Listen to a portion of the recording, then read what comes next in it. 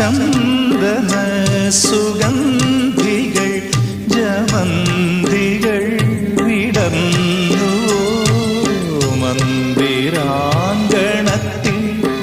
നിന്റെ മഞ്ജുഗീതം കേൾക്കവേ കാട്ടുമൂളം തണ്ടിലൂതും കാറ്റുപോലണഞ്ഞ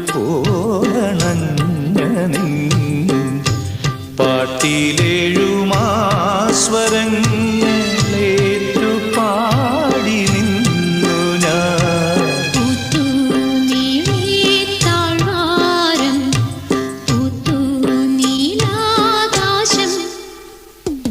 തമ്പുരു കുളിർ ചൂടിയോ തളിരങ്കുലി തൊടുമ്പോൾ